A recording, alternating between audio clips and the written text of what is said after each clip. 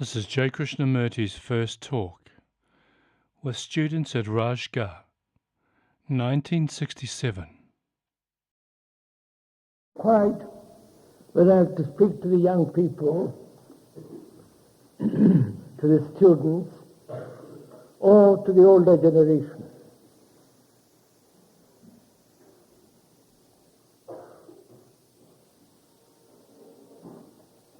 I presume we all understand English.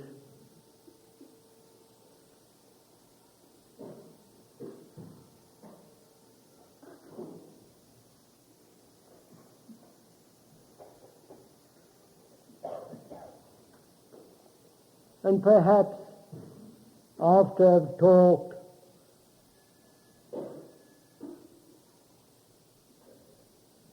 you might find it more interesting if you ask questions.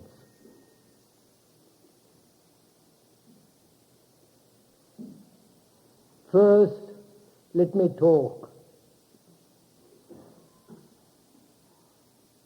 and we'll see how things will go on.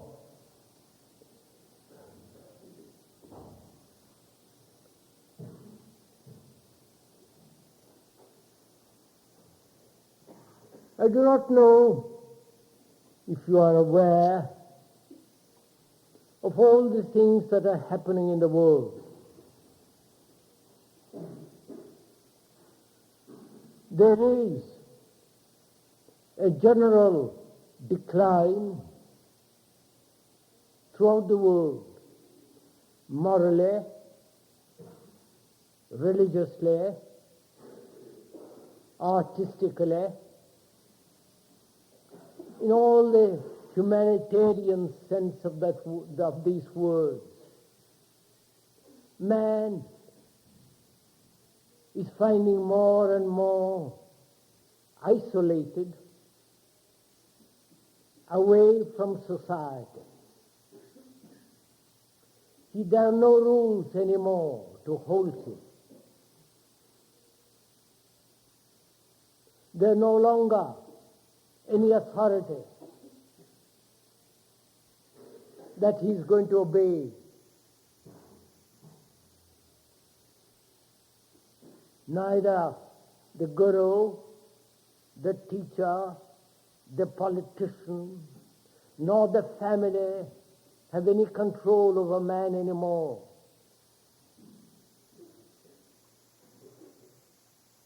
He's doing what he likes. Perhaps not in this country, but throughout the world, especially in the West. There are no restraints anymore. Everything is allowed.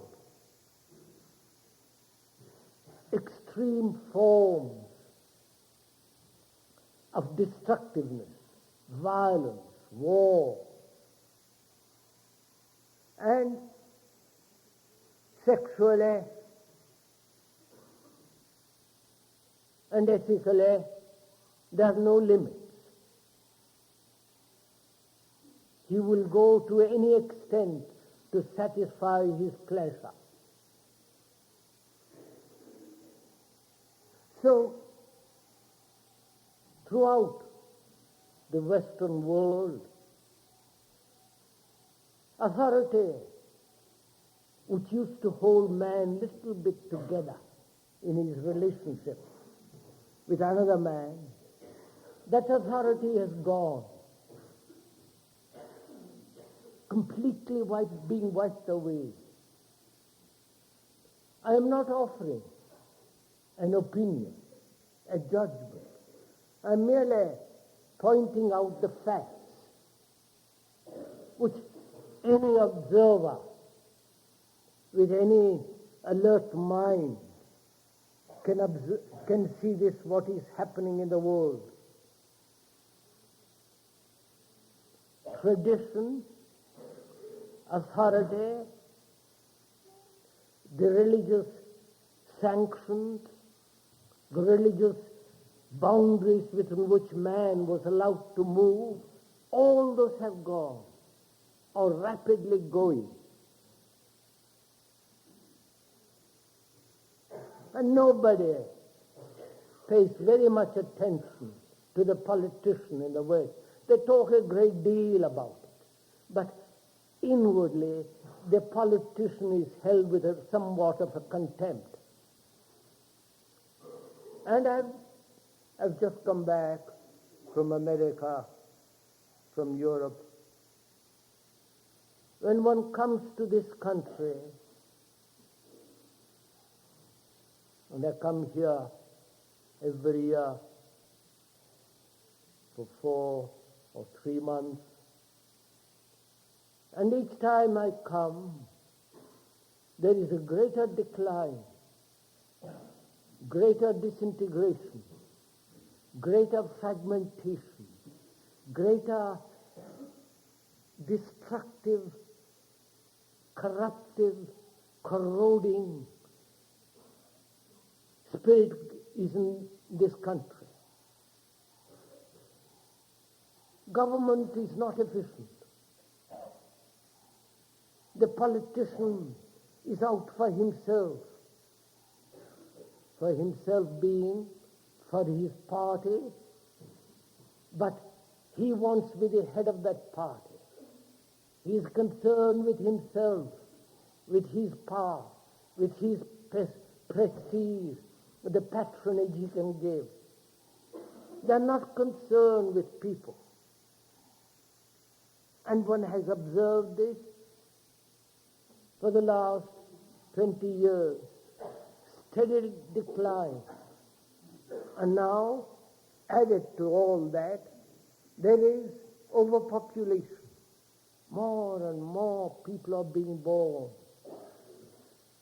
1.5 million and more every year. In 10 years, having more population than Holland and Australia. In 10 years. You know what that means?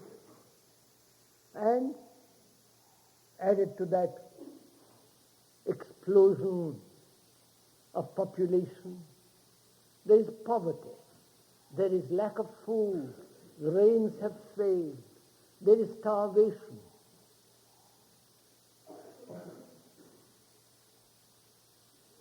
And food is being sent from abroad. You know all this, I'm quite sure. And also, if you look around in India, you will see that each linguistic group wants to break away from the other. The politicians want to divide this spoil for themselves. And people are burning themselves or intend to burn themselves over little things. Whether to have one government or 2 governments in a particular district, and so on.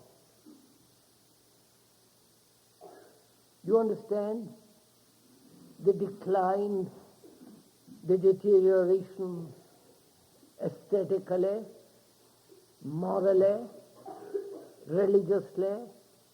Those authorities that held people together are no longer any value, any significance. Everything is going to pieces. You understand?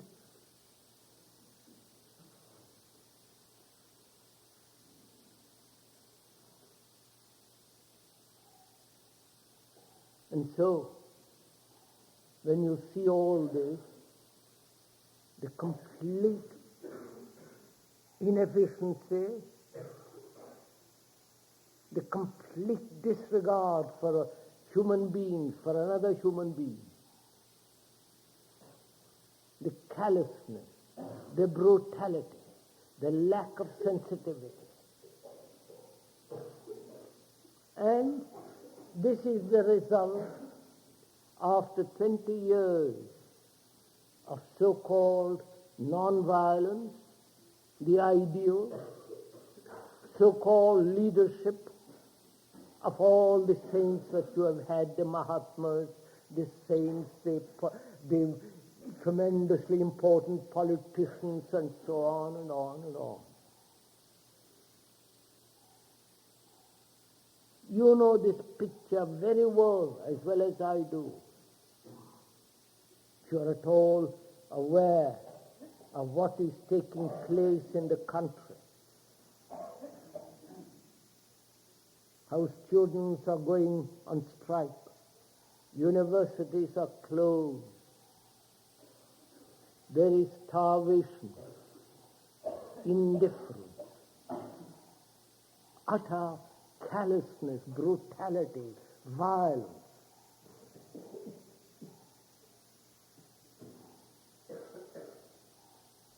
And leadership has failed. There is no leader anymore.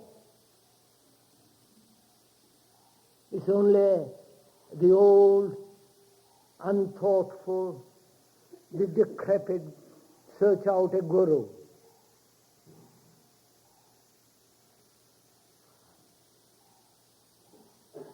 So leadership has failed, which means authority has failed. At one time, this country looked to the politician to save it. Then as the politician could not, it turned to the scientist. And the scientist cannot. Nor can the so-called religious saints.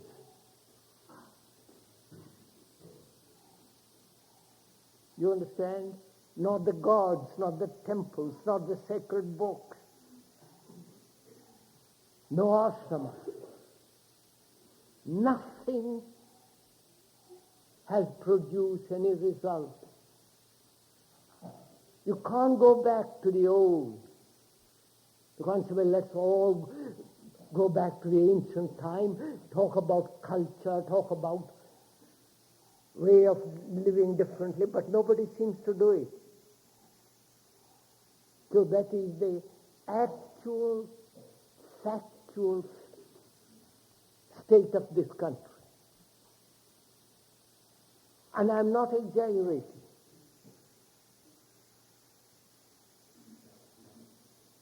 And so, what is one to do?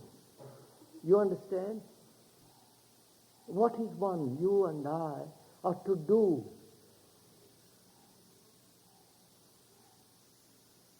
Wait for another leader to come?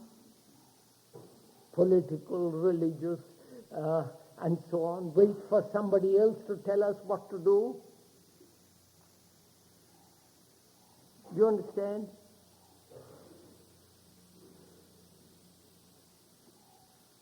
Leadership throughout the world has failed.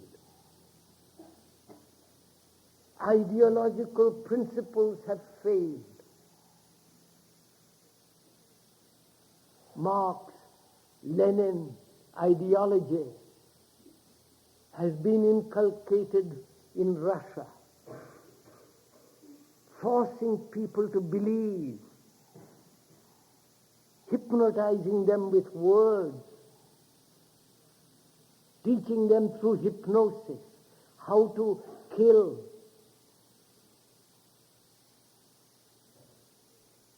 And ideologies have failed. Formulas have no longer any meaning. So when you observe this state of the world, the actual fact, then what is a human being to do? That is really the problem in front of all of us. That's the real crisis. Not starvation only, that has a different activity altogether, but as a human being, what is one to do? Are you going to wait for another leader, a super political giant?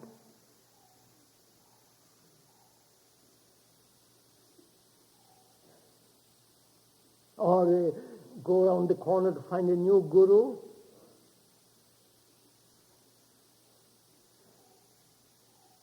Or you, as a human being, seeing this whole picture,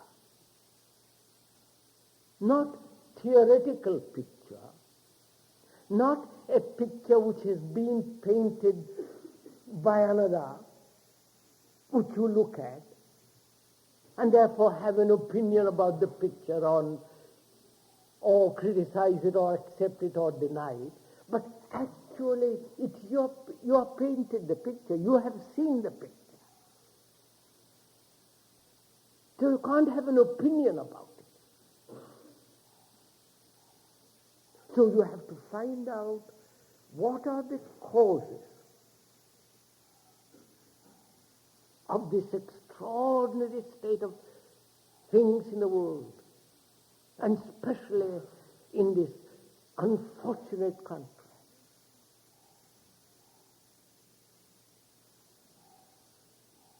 What is it? What has brought this about? You understand the question?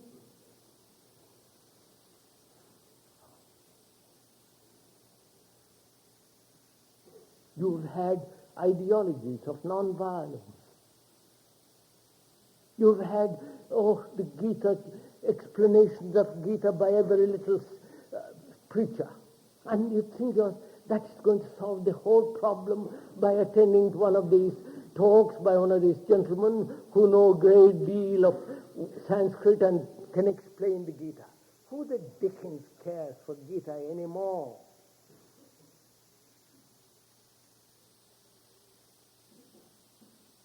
But what matters is to find out for ourselves, for each one of us, not for somebody else to tell you. Then if somebody else tells you, then he becomes the authority. And the principle of authority has been denied.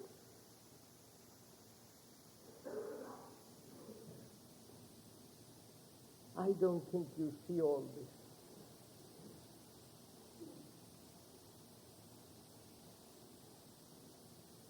And so, what are the causes that has brought this about?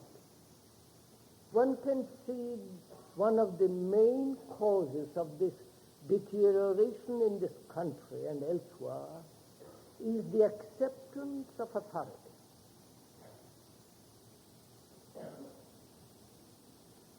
That somebody else is going to settle all the problems. You understand? The politician is going to settle all the intricacies of human relationships, or the science, or the Gita, or the Quran, or some saint on the corner. All that you have to do is to follow.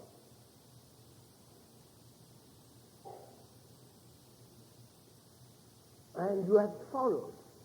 You understand? You have followed.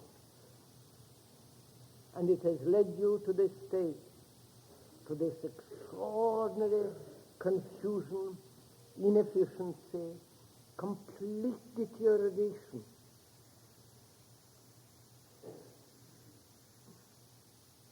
So, one has to find out for oneself that there is no authority, either of the family, or of the politician, or of the book, or of the society in which you live.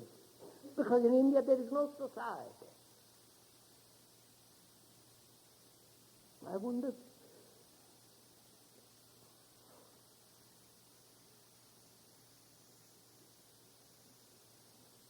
And so you cannot depend on circumstances anymore.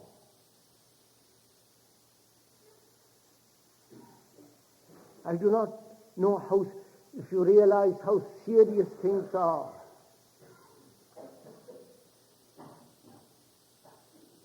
And I am not exaggerating. Everybody wants to hide behind words that things will be all right. A new leader will come and give us hope. They won't. So, tradition, authority, and the sanction of society and religion, which is the structure of authority, has finished. It cannot help you. Therefore, you have to do everything yourself. You understand? You have to be your guru, your disciple. You have to learn, you have to observe. You are responsible for yourself as a human being. Therefore, when you realize that you are responsible completely for yourself, then you become very earnest, very efficient. Because there's nobody who's going to help you anymore.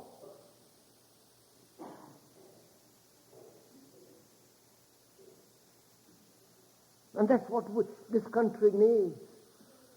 Human beings, individuals who are not northern, southern, eastern, western, Telugu, Tamil or Punjabi or Sikh, all that has to be wiped out.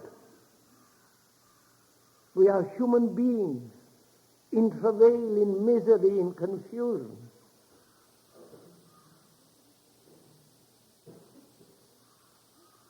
And nobody is going to lead us out of it. And nobody has in the past history. Only few people have stepped out. This misery.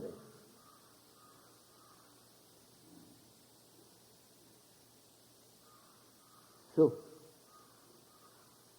seeing this picture as actually it is, one becomes much more responsible, much more serious, and much more efficient. You know, in this country, there's a great deal of starvation and poverty. You don't have to go very far. You can just go across the river and you'll see it.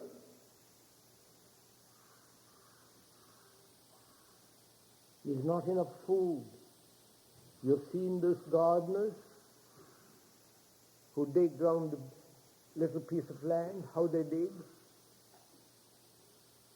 They're tired. They have not had food for generations. They have not the vitality to revolt, nor to work, nor to be efficient.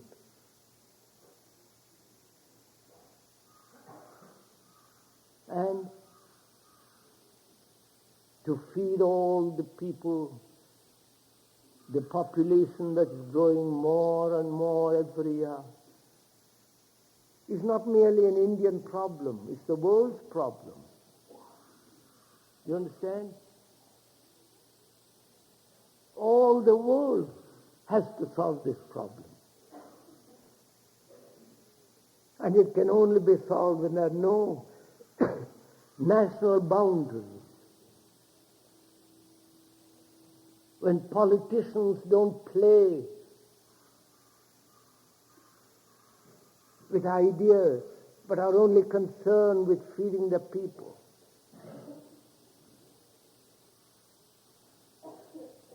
And nobody is concerned, no politician is ever concerned with the people.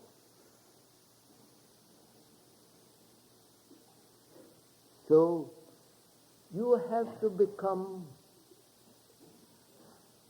living in this country, you have to become extraordinarily aware of what is taking place and act You have to act. You have to create a new social structure.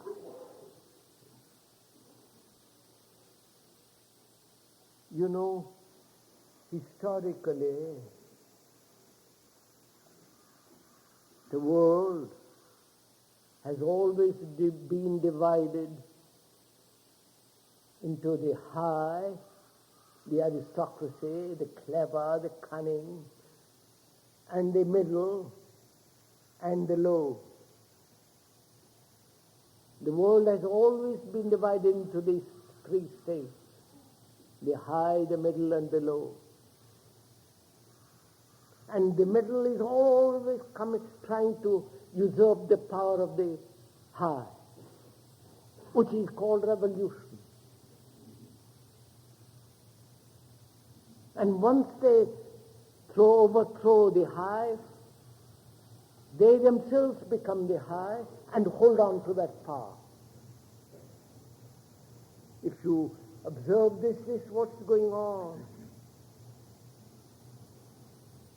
And this is called revolution. The communist revolution has done this. They overthrew the Tsars, the high, and then they got themselves into power and now holding it through every means possible. Through ideology, through punishment, through torture, through liquidation. They have done everything. But man is always seeking freedom. And so he's going to break again. So you discover for yourself that when you put aside authority, which means that you are seeking freedom. You understand? Freedom, to be free.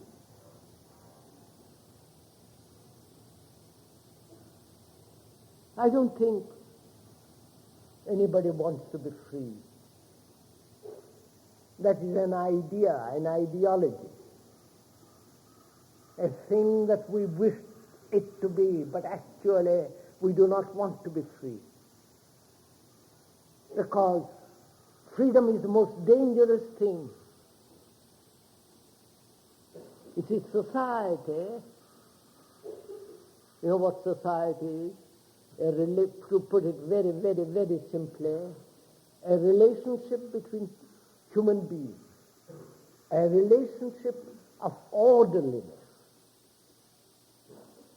That's what society is. Society says, let there be order in human relationships. So society wants order.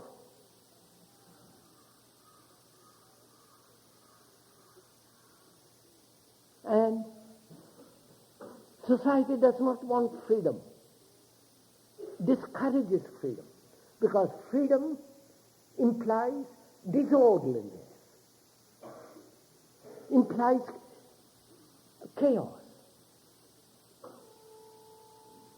So freedom is always opposed by society.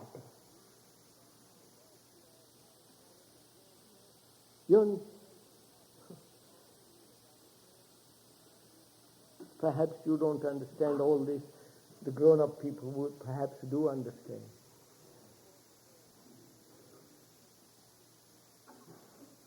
So there is a battle between society and a human being that is seeking freedom. And the human being has created this society. And this society is now no longer orderly, no longer efficient.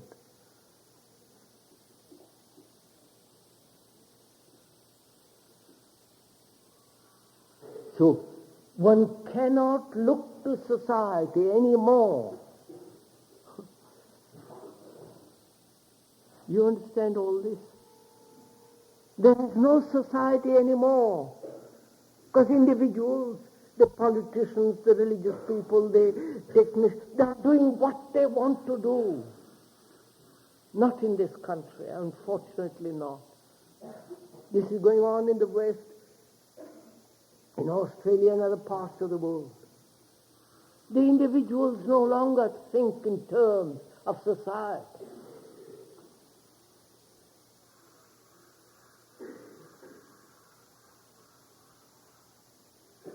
So, society, which is based on an orderly structure of human relationship, has ceased to exist.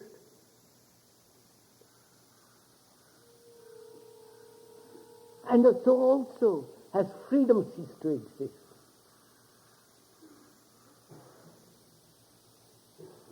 Freedom to be free, to think, to see clearly for oneself, to feel deeply for oneself, all that is gone. So when one denies or sees the nature of authority and therefore no longer is caught in the trap of authority, both outward and inward, then you're also seeking freedom. Freedom not from society. You understand?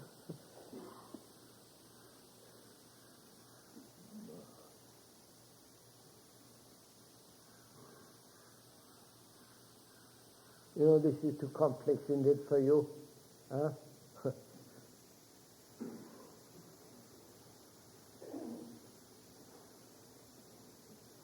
You see, we have always thought freedom as something from away from something. Freedom from authority, freedom from society, freedom from the family, freedom from something. But freedom from something is not freedom. It's only a revolt. There are many people are revolting against society, the established order. But in their revolt they're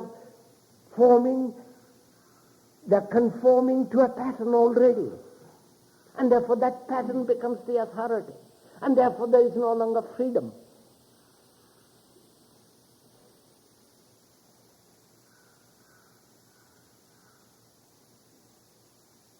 So, as we said earlier, we not only have to understand the structure and the nature of authority, and understanding it not intellectually but actually with your heart, with your mind. Then, out of that understanding, freedom comes. And one must be free in that sense, not revolt. Revolt has no meaning at all anymore. It's like, because your parents don't smoke, you smoke. And you think you're free. That's not freedom.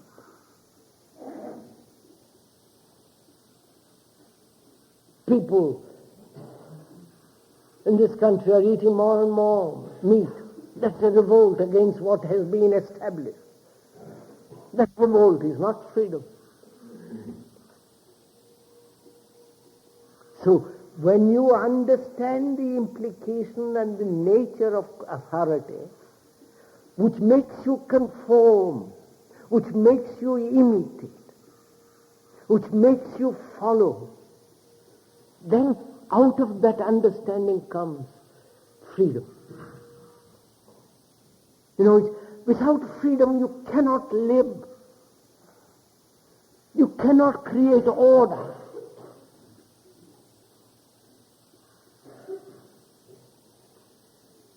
And it's one of the most difficult things to be free. Which means when you are free, you are completely alone.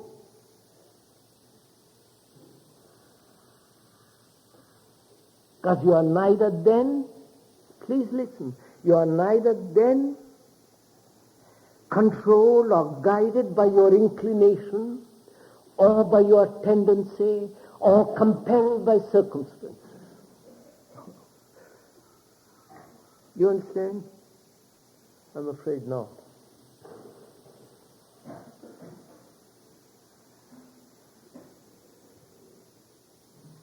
You know, when you're free, there is no personal inclination at all. Personal inclination is based on the principle of pleasure. I like this. I like that politician, therefore I'll follow him. I like that guru because he's got long beard or short beard or looks nice or he talks this and that. Therefore you personally say he's a great man and you follow him. Which means what? You are guided by your pleasure, not by what is true, or by your temperament.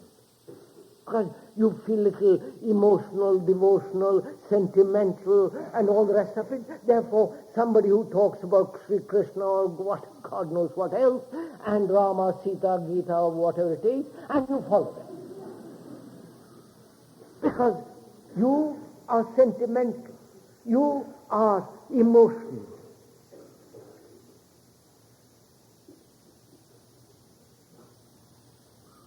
So, when you are free, you are not guided by your pleasure. That's the first thing to understand. And in that there is tremendous beauty, tremendous joy. Then you are not pushed, driven by your temperament. Because then you have no temperament. You see the truth as it is, the fact as it is. Then you are no longer national, you don't belong to any country, to any group, to any linguistic division, to a religion, nothing. Then circumstances have no value at all. You know what circumstances are? What your parents, what your society, what your so-called sacred books, which are not sacred at all, which are just a book like any other book. So then you are not controlled by propaganda.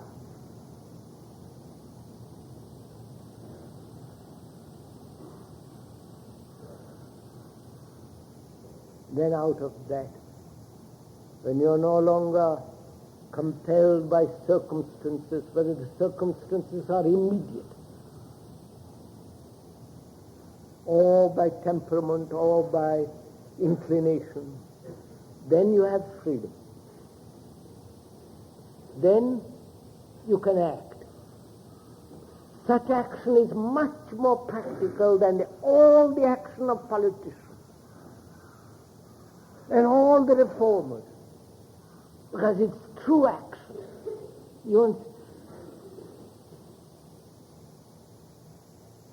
Because it's an action based on fact, not on whether you like or don't like this or that.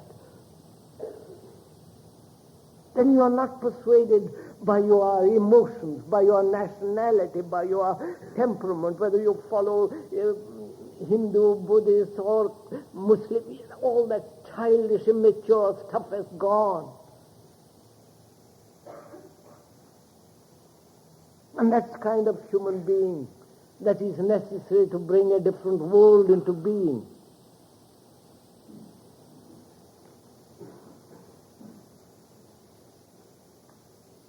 Which means really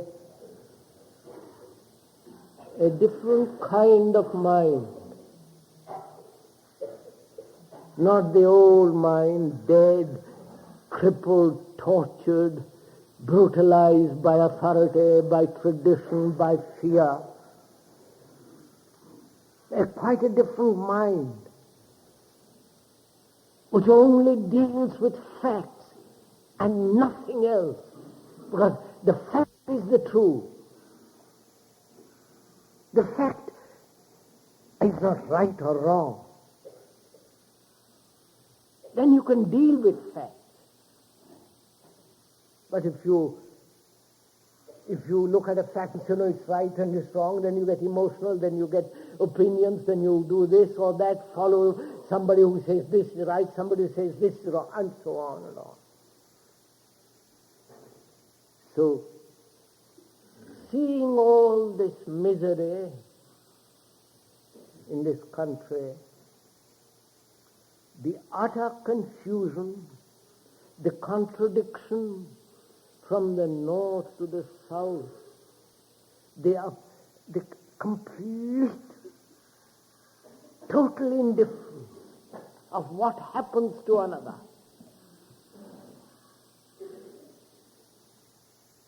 Seeing all this, there must be a revolution. Not revolution of ideologies. For God's sake, we have been through all that. Not a new set of ideas.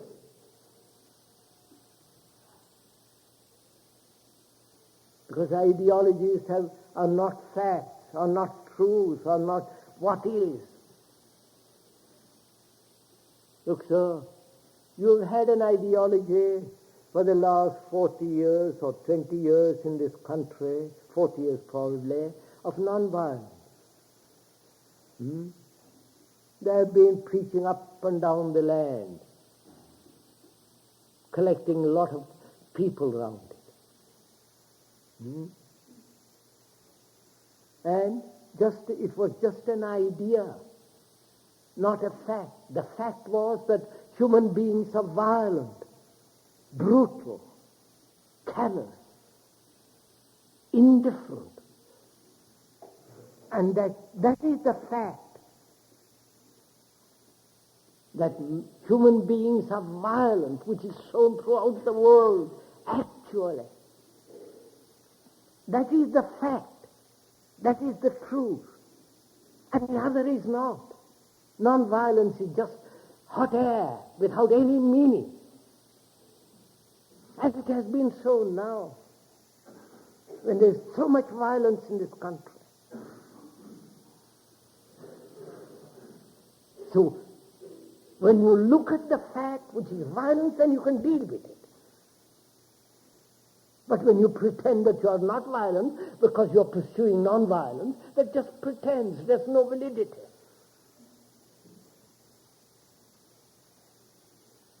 Then we can deal with violence and see whether we can go beyond it.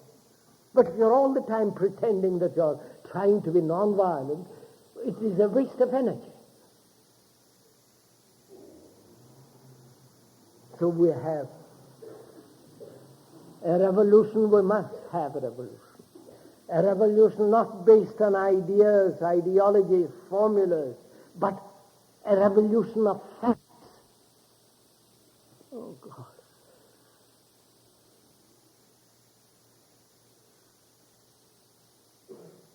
Then you will say, if there is such a revolution, and it's only such a revolution can bring about order, peace, certain tranquility of the mind.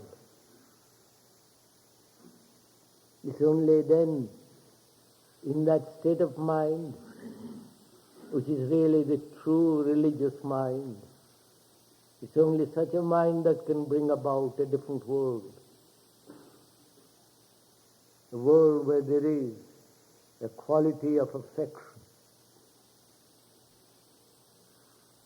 real communion between human beings.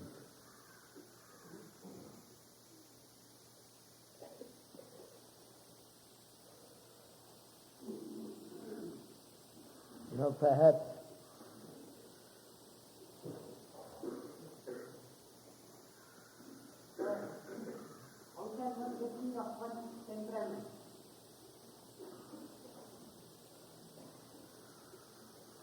How can one get rid of one's temperament?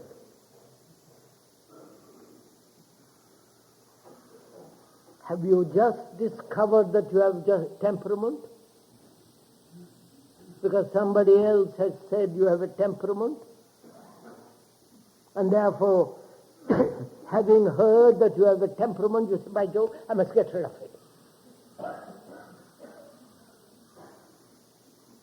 Or are you aware that you have got a temperament?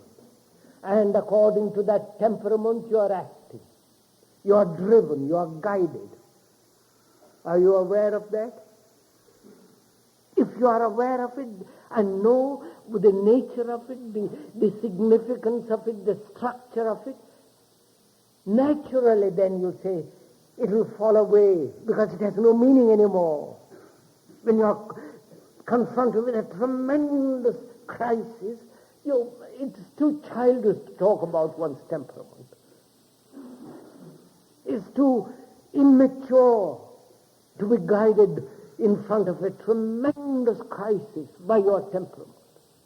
So the temperament drops away because the crisis itself is so serious, you become serious. But you see, most of us don't see the great crisis, the urgency of it, the immediate action of it. That's why we play with words. Now, if I am aware of my temperament, let us say, if I'm aware that I am very emotional, unbalanced in my emotion, then how do I bring about a balance so that I'm not driven by or guided by my inclination, by my pleasure, by my temperament? How do I then work at it?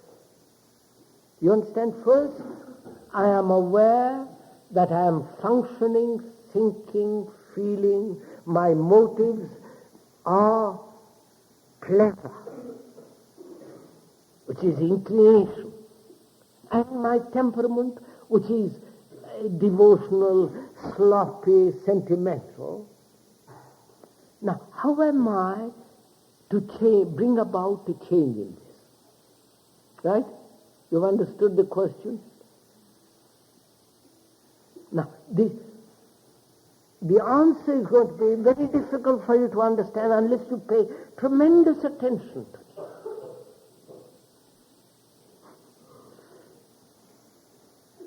Because you see, we say the temperament, the inclination is something different from me who is the observer.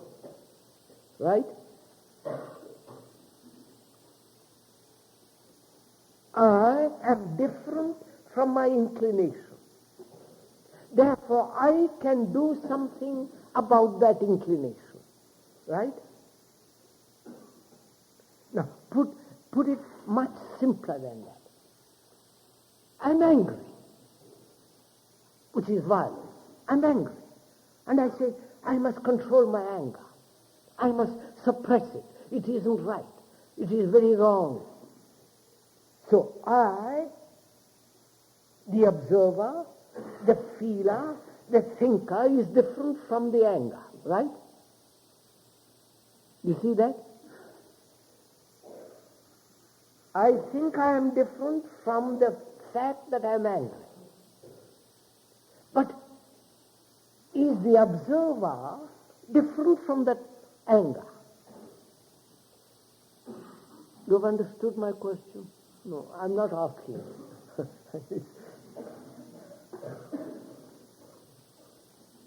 You understand the question? That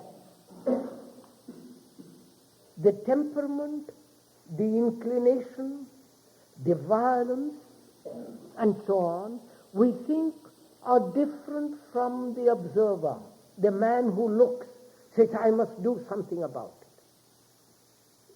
But when you observe very closely, you will find the observer is the observed. You understand? That is, the anger is not something away from me. I am anger. Because anger is what? I've been insulted. I've been hit.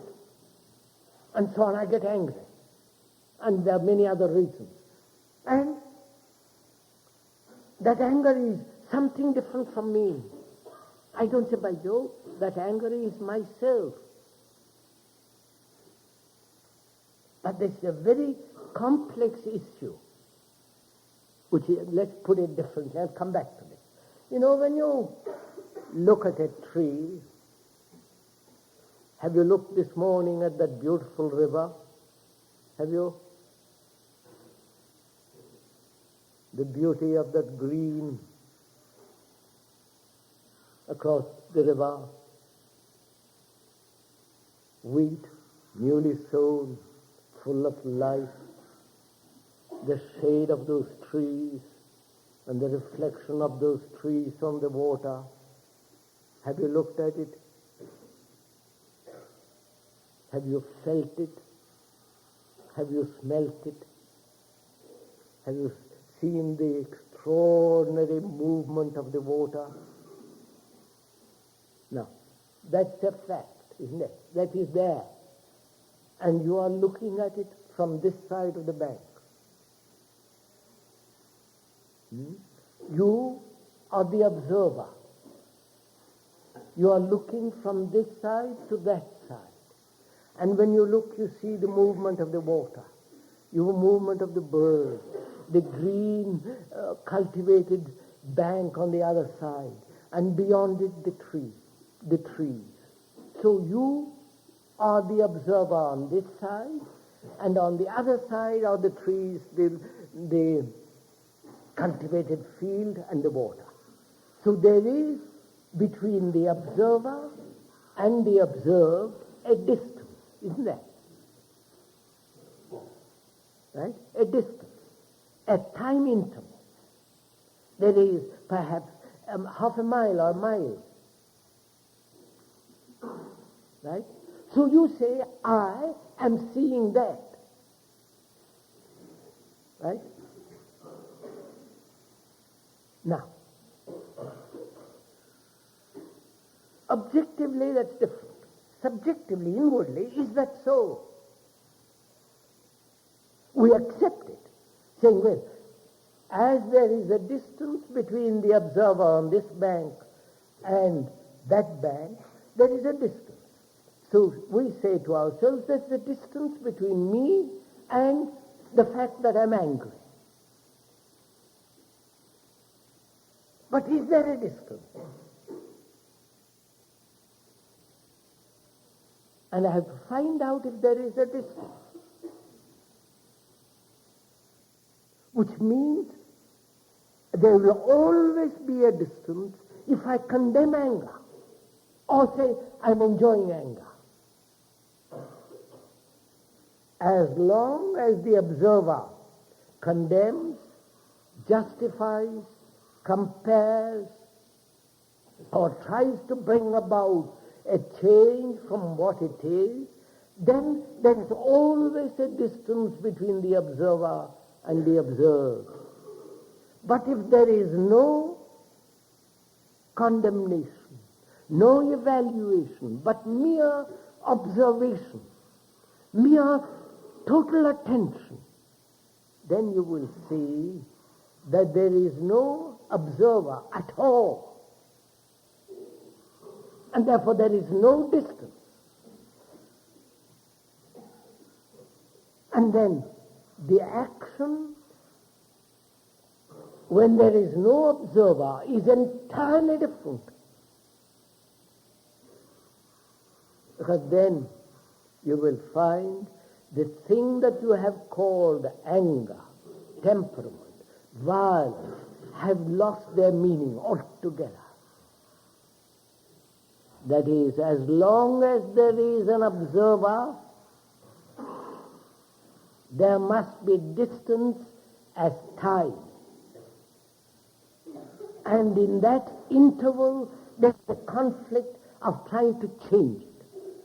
But when there is no observer, and the observer is merely a bundle of memories, tradition, the result of circumstances, and so on, so on, so on, as long as that center, as the observer is not, the thing observed undergoes a tremendous radical revolution. And therefore you're no longer battling, saying, I must get rid of temperament. I hope I made this question answer clear. If not, we'll talk about it in a different way another time.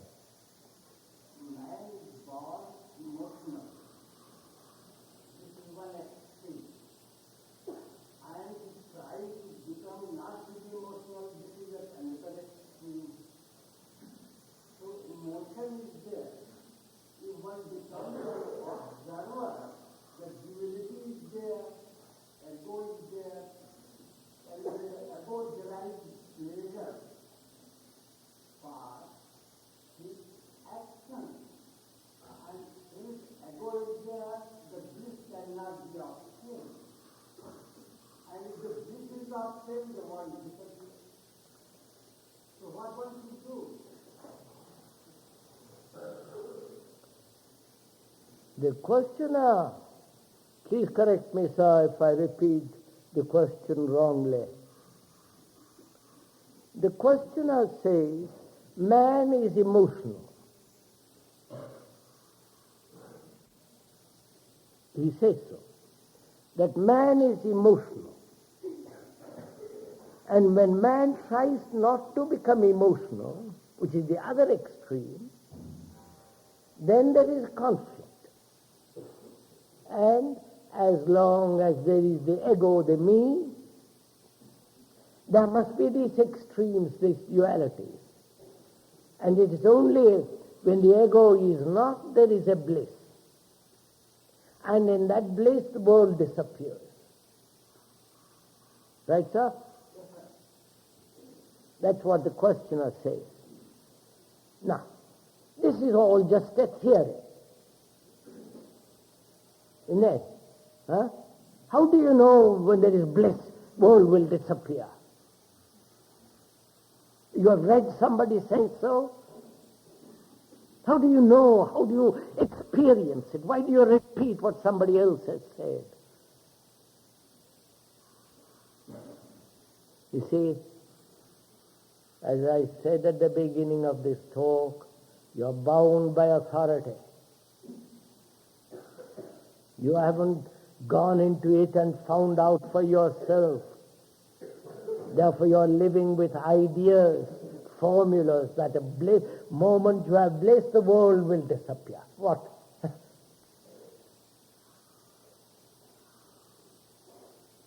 World will not disappear.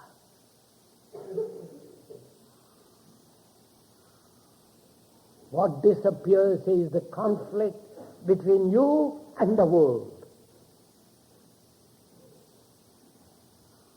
The world is there. World of misery, conflict, starvation, seeking for power, position. It is there, confused. And if you walk out of that confusion, your relationship to the world is entirely different. But you haven't walked out. You talk about walking out, because Shankara, Buddha, some other bearded gentleman says they have got it. For God's sake, do realize this. Don't repeat what somebody else says, because that is not truth. That's merely propaganda.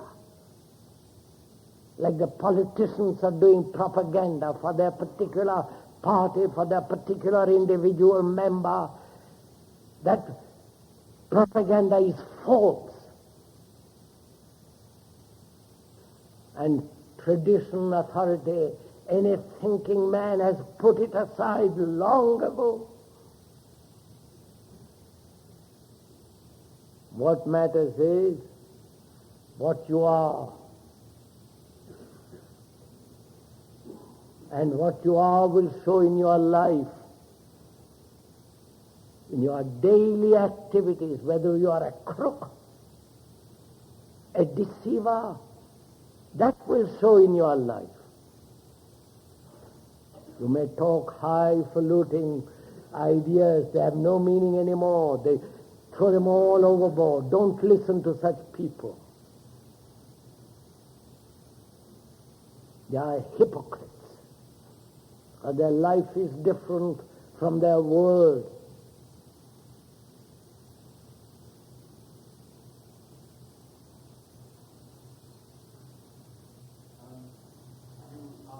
You know, several times in both notion of fact, you use it against non-violence by saying that the fact that man is violent, there's no use pretending that he is non-violent.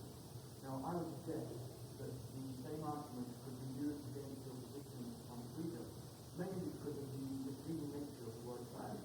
You talk of freedom, but you yourself admitted that it is a fact that man is not. So I would say, well, why pretend that man can be? No, sir. You understand the question? Need I repeat it? Correct me, sir, if I don't repeat it properly. The questioner wants to know what is a fact.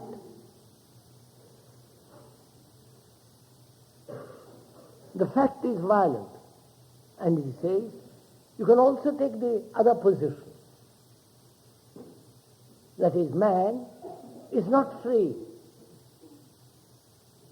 That's a fact. Then why talk about freedom? Right, sir? That is the question. I'm mainly questioning your use of the word fact. Yes, and he wants to know what I mean, what we mean by fact. Right.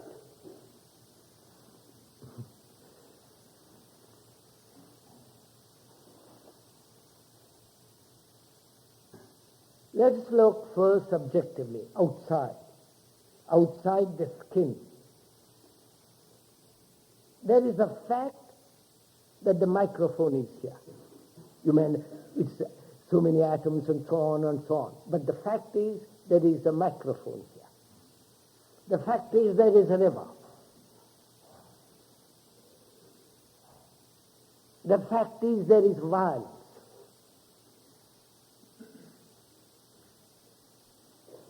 That's a fact. Now, inwardly, inside the skin, then it becomes more complex.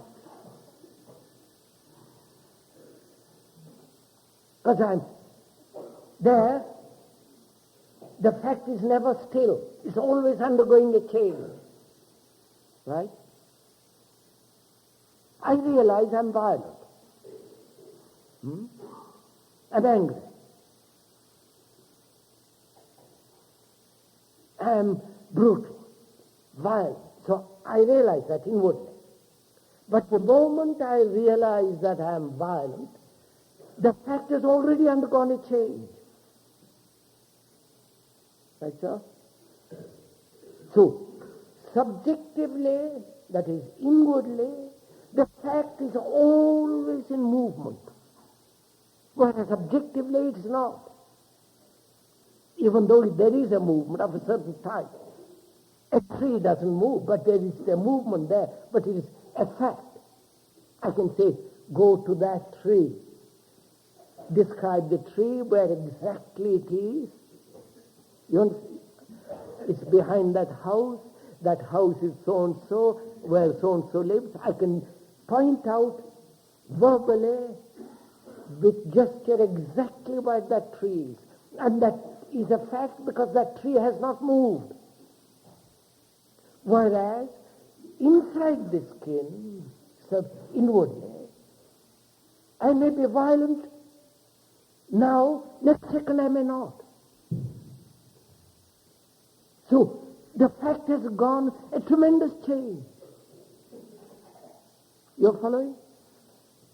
But, so one comes to the realization inwardly that there is no permanency to anything, even to one's anger. But as one observes, there is a continuity of a certain type of brutality. That is, I hit you and you hit me back. Because inwardly I am afraid. Fear is the source of violence. Now, that fear is a fact if I can look at it and live with it without demanding any change.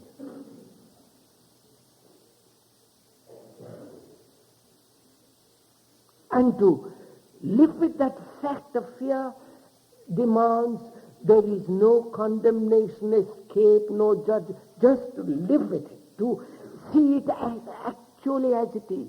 And as I observe, it begins to undergo tremendous change. So the fact, outward fact, is not in movement. But the inward facts are always in constant movement. But the mind is always seeking a constancy, a permanency, a bliss that will be endless, and so on, so on. So one has to be very clear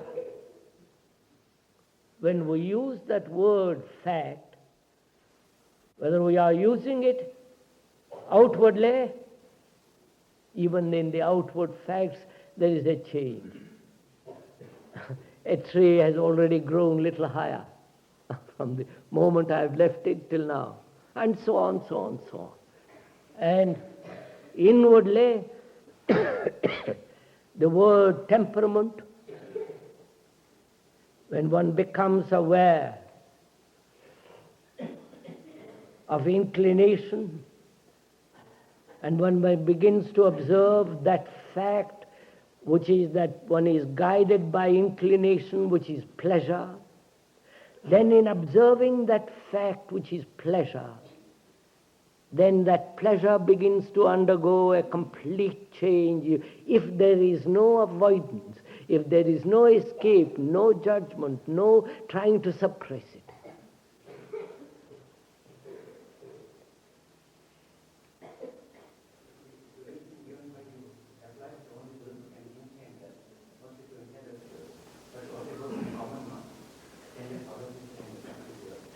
What you are talking about only applies to the intellectuals, to the educated. What about the mass?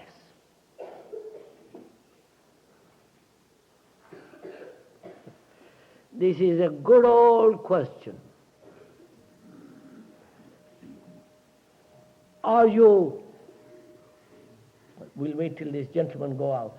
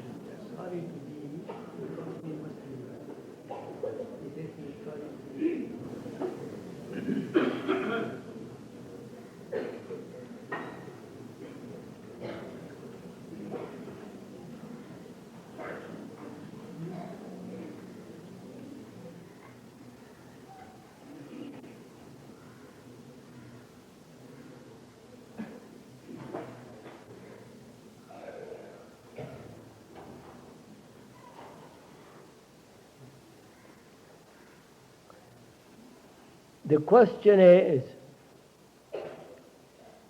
what you are talking about is meant for the intellectuals, the educated, and apparently it doesn't apply to the masses. And what do you do about it? Which means the gentleman who put that question is very concerned about the masses. Right? Very concerned. Is that so? And is what we're talking about only for the intellectuals? Who are the intellectuals? And what do we mean by that word, intellectual? The dictionary meaning of that word, the intellect, the capacity to think, to reason, to understand, to put two or three ideas together. You know, the intellect. Now, a man cannot live by the intellect alone. If you do, you live in a fragment of a total state, and that fragment, living according to that fragment, brings about utter chaos. Nobody lives by their intellect. And when you use the word understand intellectually, you really don't mean understand, you mean intellectually that you hear the words because you understand English, and those words convey a meaning to you. And you say, I understand intellectually, which is sheer nonsense. Understanding isn't intellect. Understanding comes when the intellect, the emotion, the body, the eye, everything is completely in attention. Then you have an understanding. Then from that understanding is action. Then you do. There is not action and understanding as two different things. Now, the questioner says, what are you going to do about the masses? Which means what? He has separated himself from the masses. He is superior from the masses because he happens to pass BA or MA or whatever it is. And he is concerned about the poor masses. That's one of the most extraordinary tricks we play upon ourselves. If we are really concerned about another, do you understand? About another, whether he's a Muslim, a Hindu, a Sikh, a Buddhist, God knows what else. If you are really concerned about another, you would cease to be a Hindu. You would cease to be a Muslim. You would cease to be a Catholic and so on. Because you're concerned. What matters is not what you believe or don't believe, but you're concerned with the another, which means, look, in this country, there is a great deal of starvation, hunger, poverty, degradation. Now, how are you going to solve it?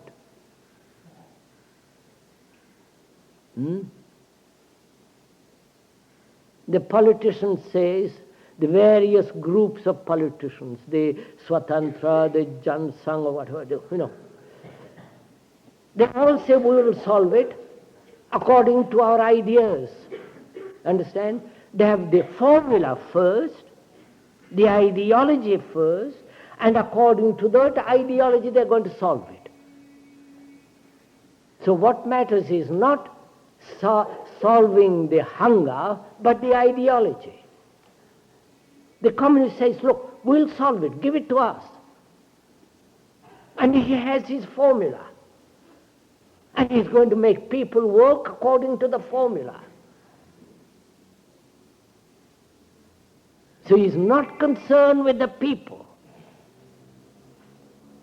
If you are concerned with putting an end to starvation, there will be no political party. They will all come together and say, for God's sake, let's solve this thing. Don't call yourself a communist, a Congress, this. Let's all join together and solve this thing.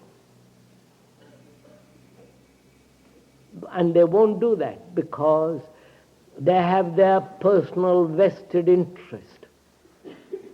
They want to be the top dogs. So the masses,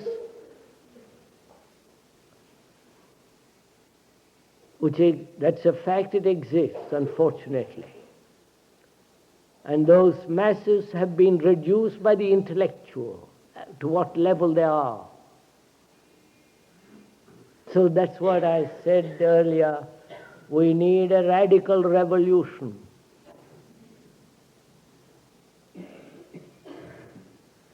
Then we will think entirely differently, act differently. There will be not the mass and the me. There will be the only action and true action, not dependent on my inclination and so on. But nevertheless, it is a fact that if you try to talk all this or explain all this to the gardener, he will not respond. Of course not. If I try to explain all this to the gardener, he will not respond because he has not enough food. He has been starved for generations.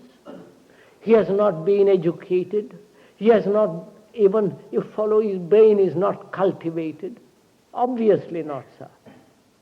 But whose responsibility is it? It's ours, right? Yours. And as long as you say we are intellectuals, they are the mass, you will never do anything.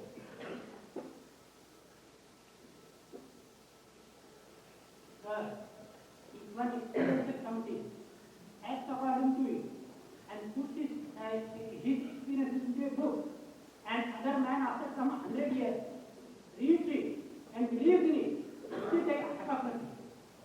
Sir, I'm sorry, sir. Would you speak a little slower? I didn't catch it. That's it? Yes. If one experiences something, practices according to his experiences, puts those experiences into a book, and if after some time, say 100 or 50 years, a man reads his book, then will it be and believes it, then will it be a hypocrisy? Will it be? Will it be? What? Will it be a hypocrisy? Aha. A man, the questioner says, a man, please correct me, sir, if I'm wrong. A man says, experiences something, puts it down in a book, and 100 years later, somebody reads it and follows it. Would that person who follows it be a hypocrite? Right? That's a question. First of all, sir, one must distrust every form of experience. Right? Right?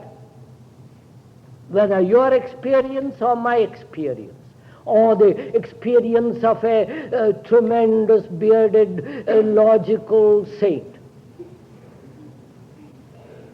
Any experience must be distrusted.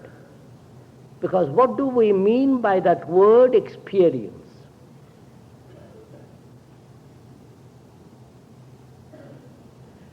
Experience means, according to the dictionary, to go through.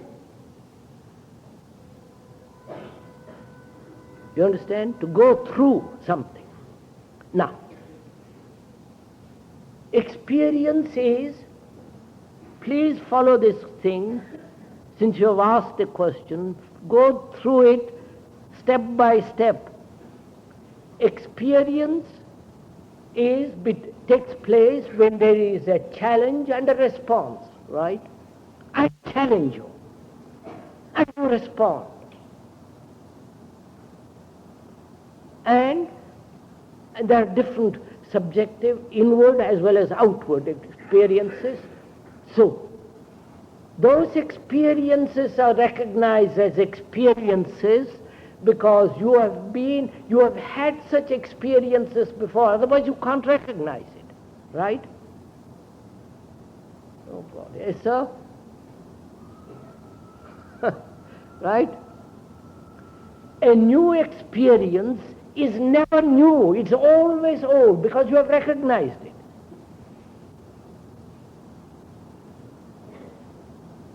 Right? So, you write down your experience in a piece of paper, book.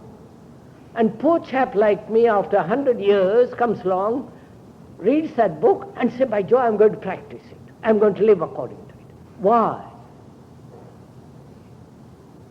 Because I, after 100 years, have attributed to that experience a certain quality. Right?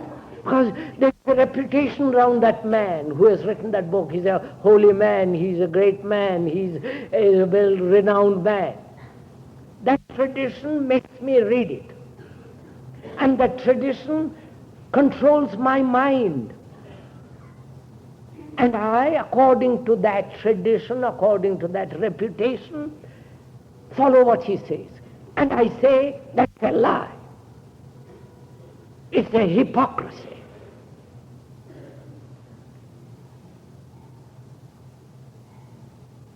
No, because what have I done? Why should I follow somebody else? First, and how do I know what that somebody else who has written has not deceived himself? Whether it's in the Gita, Upanishads, doesn't matter what it is, including the speaker's books. How do you know it is true? Because somebody writes it? And because dozen or thousand or million people said, oh, he's a great man. How do you know? Are you going to judge according to your inclination? According to your tendency? According to your environment? All of them, if you follow your inclination, your tendency, your environment, will deceive you. Sir, cannot one's own mind... Wait, sir. So, one sees that every form of experience is unless one is tremendously aware, deeply, then there is no experience at all which you can write about. And questioner says, what should one do? Don't follow another. It's much simpler, isn't it? Don't follow the Gita, the Upanishads, the saints, nobody. Because how do you know that they are speaking truth? Truth is not something that is bought in a book. It's not something to be bought in the marketplace, nor is to be given to you by worship, by a garland, by begging another. It comes only to a mind that is very quiet, that is extraordinarily sensitive, alert. And then such a mind, or a mind that is not following anybody will never be deceived, because all books are propaganda, and in that there lies a great danger, especially for those people who are trying to be so-called religious. No, just a minute, madam. There was somebody else first. I asked the question, cannot one's own mind deceive us? Oh, absolutely. Cannot one's own mind deceive us? Certainly. That's one of the most crooked things there is, the mind.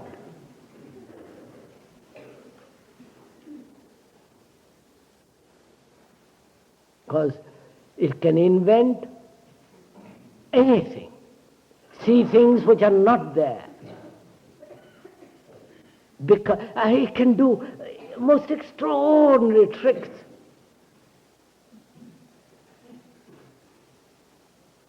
Therefore, to depend on the mind is equally dangerous. But to understand the whole structure, to understand how you think, why you think, to understand the words you use, the way you behave in your daily life, the way you treat people, the way you talk to people, the way you eat, the way you walk, when you are aware of all these things, then your mind will not deceive. Then there is no thing to be deceived. The mind then is not something that dominates, that subjugates, then the mind it becomes extraordinarily quiet, pliable, sensitive, alive. In that there is no deception whatsoever. Yes, madam. And we are not ready to follow authority and everything what is taught, then we sort of feel very lonely. If we don't follow somebody, we feel very lonely. Feel lonely. Be lonely. Why are you frightened being alone?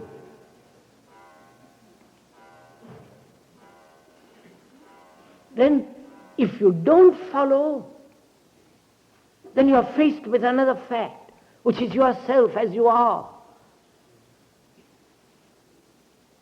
As you are, empty, dull, stupid, ugly, frightened, guilty, anxious, sorrow. That's what we are, actually. Why follow anybody? Then, when you are lonely, when you are frightened, face that fact. Look at it. Don't run away from it. Moment you run away, fear begins. You see, that's why when you understand very deeply the nature of authority, of following somebody, then you are faced with yourself. Yourself is such a shoddy entity, so small, so petty, so frightened. Then you have to live with it, understand it. Then you can go beyond it. What is the mind?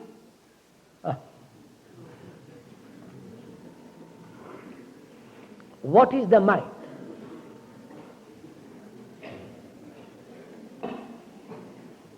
Are you asking, sir? I'm asking this with respect, not with any kind of sarcastic demand.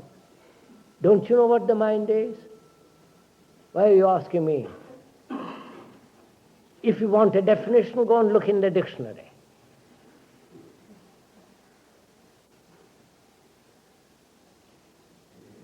And there, it'll give you a very, very good definition. I can also give you a very, very good definition. But what value has it? You say, no, I disagree with that definition. I'll add a few more words to it. You will say that. So at the end of it, where are you? I'm not asking you to define the mind, sir. You say that it is not the intellect.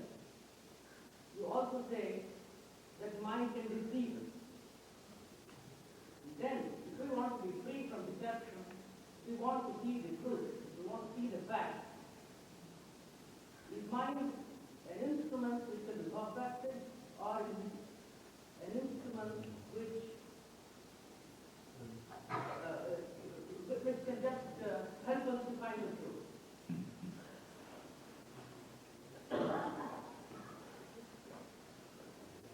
So what is the mind? Now it's nearly 11 o'clock. We have talked an hour and a half, and I hope you're not tired. What is the mind?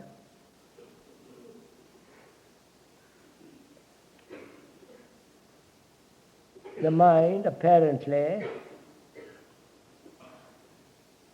in the mind there is also the brain, the nervous system, feeling, sensation, stimuli, and so on, so on. It's the totality of the whole thing, right, sir? Not according to definition, according to dictionary. I'm saying that. To me, the mind is the total structure of a human being. The total, not fragmentary states.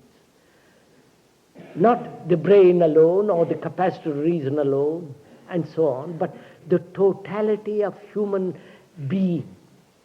The human endeavor, the guilt, the fear, the anxiety, the sorrow, the sense of violence, all that in that field, in the field of the mind, all that contains. Right? And all that is the me, the observer. Right? Without the mind, without the brain, I cannot see. I cannot understand. So, thought, which is the product of the brain, which is the result. Thought is the response of memory. Memory, the experience, the tradition, the knowledge which has accumulated through millennia of human mind, of human brain, which is the result of time and so on, that is, that out of that comes a thought. Thought is the response of memory. Now, as long as thought, which is the product of the past, and therefore thought is always old, there is no new thought, it's always the old. As long as thought guides man as the way of life, guides him along a certain way of thinking, then such thought creates sorrow. Such thought creates contradiction and misery. Therefore, one has to understand the nature and the structure of thinking, and whether it is possible at all to look, to observe without thinking. Therefore, the look, if there is no thinking which is not just putting away I don't think, but which has to be understood very, very, very deeply and gone into, then the observation then is a total process of a whole mind. And it's only such a mind that can see what is true and not be a plaything of deception. We hear some questions from some students I want to. We Somebody asked, will you please, students ask some questions. Probably, sir, after an hour and a half, they're rather tired.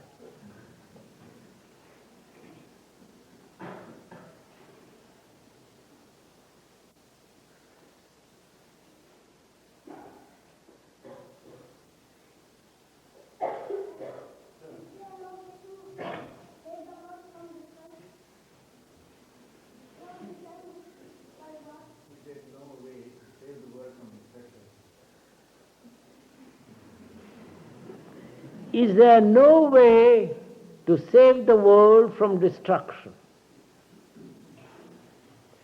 Little boy of 5, huh? Or 10, whatever it is. Oh yes, sir, there is a way to save the world from destruction.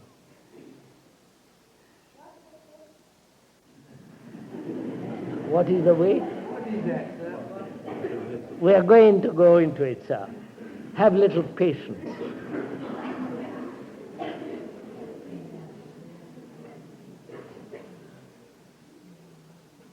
You know, first we have to understand what the world is, and what we mean by the world, and what we mean by destruction, right?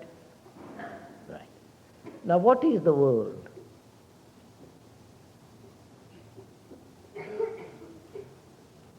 The world is where you live, isn't it?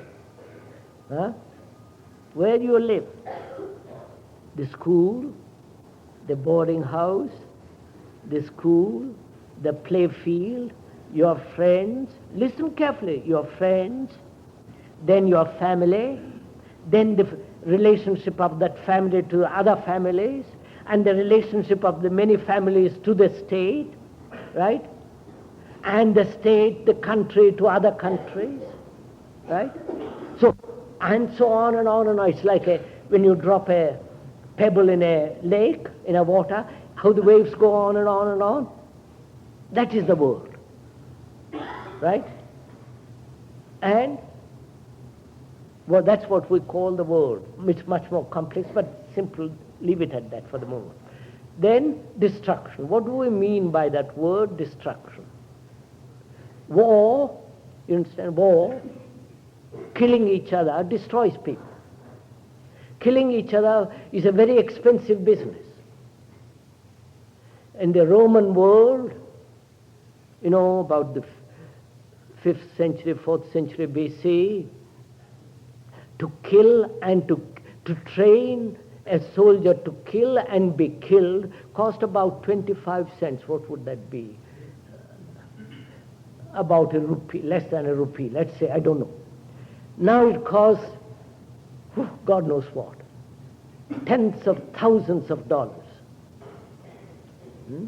So, war destroys not only the country, the people, the land, the trees, the human beings, but also destroys the economy of the country. People become more violent, more destructive, more vicious. Anger. So, when we talk about destruction, we mean, see how all the people are coughing? They're not listening.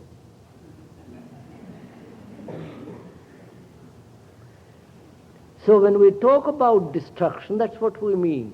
Destroying not only outward things like trees, aeroplanes, men, but also inwardly.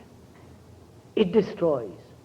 So, can that be saved? That is the world, you, your friends, your family, you follow, and so on. And also the destruction of war, hate, greed, envy, ambition, all that is also destruction. Now, can anyone save the world from destruction? That's what you mean, don't you? Sorry. Of course it can. And it can only be saved by you. You understand? How you think, feel, live on the playing field, in your boarding house, the way you eat, the way you talk, whether you greedy, envy, and all that, and extend it. Then it's only possible. Starts from a little pebble and you can conquer the world. You understand? Therefore, education matters immensely. Not what you are taught, not from the books, though that matters very much. Mathematics, geography, history, and all the rest of it, that matters very much. But what matters much more is what you are, how you behave, what you think, whether you are nationalistic, whether you say, well, Bihar, my country, my language, my little courtyard. If you think in those terms, you are destroying the world. I'm interested in, again, sorry, to turn to a more academic question.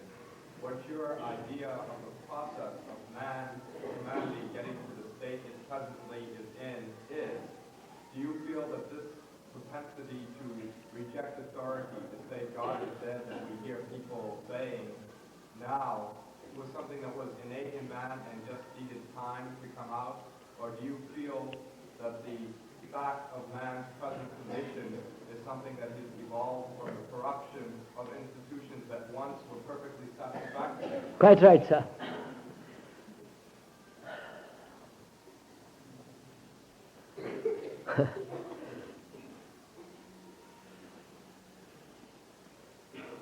Question is, again, subject correction, sir. Question is, has man evolved and has achieved this present state through institutions and through authority, and therefore, by denying mere authority and institution, will he not create another? Because in himself he has this seed of corruption.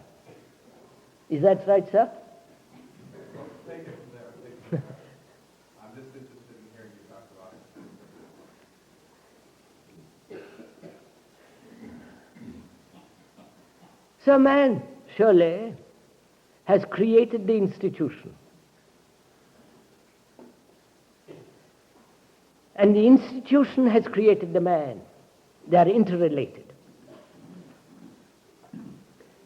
And the institution he has created is based on authority, sanction, the family, all the religious sanctions, religious authorities, political, so on, so on, so on.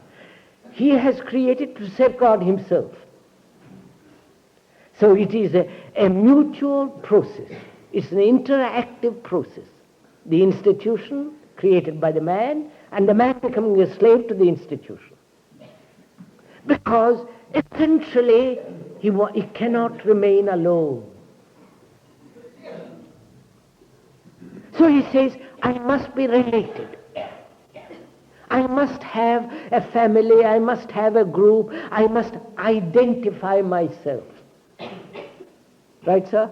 Identify myself with a group, with a family, with a community, with a group. If that doesn't satisfy, he must identify himself with an idea, with a God, with a country, with a flag, and so on, so on, so on. So, this demand for identification with the greater or with something, this demand for identification not only creates this institution to which he becomes a slave, from which he tries to break away, but this demand for identification arises from his fear of being completely empty. Human beings, because they have identified themselves with a society, with a God, with a tree, with a wife, with a husband, with a child, has cultivated, has made him run away from the central fact that he in himself is extraordinarily empty, lonely. And he's always escaping from that, through meditation, through God, through rituals, through drink, through sex, through LSD, through 10 different ways. Now, if he doesn't escape, then he remains with that. And that then begins the problem that the observer is the observed. The emptiness is not something separate from himself. And that demands tremendous attention, watching. Then, if he can face that emptiness, then he can go beyond it. That state beyond doesn't need any identification, no society, no institution. From there, he lives quite a different life.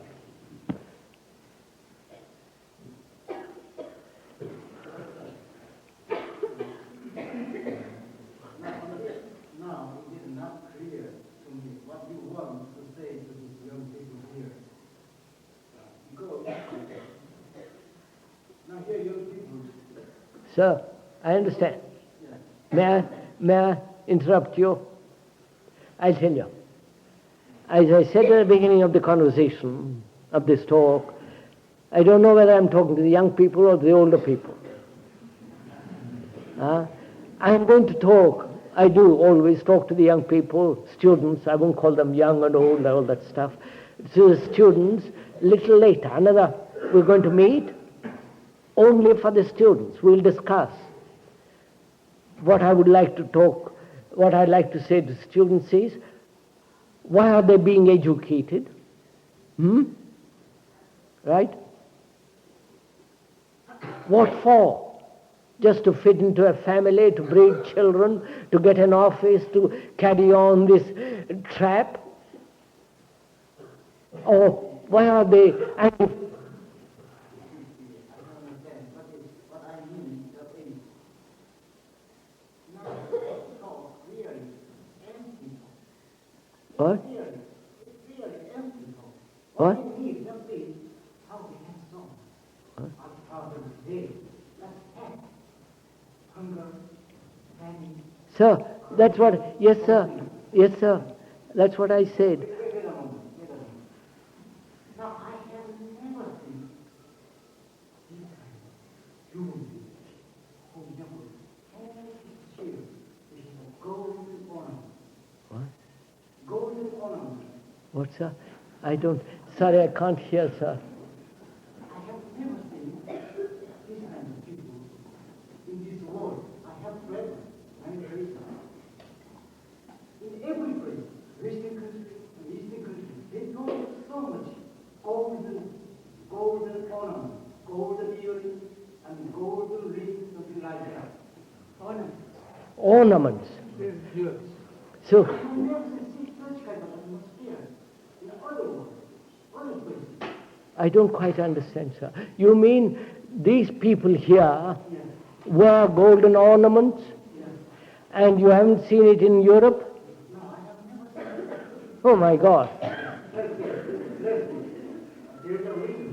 When I was in Denmark, and I understand it's no treatment, they have the possibility to help in the family. Sir, I know this, sir. And we come here. What you have come here. What do you want to say? Sir, we will deal with this question, not this morning, sir, if you don't mind. I've talked. We'll talk another time, sir. Sorry, we must talk. Bye, sir.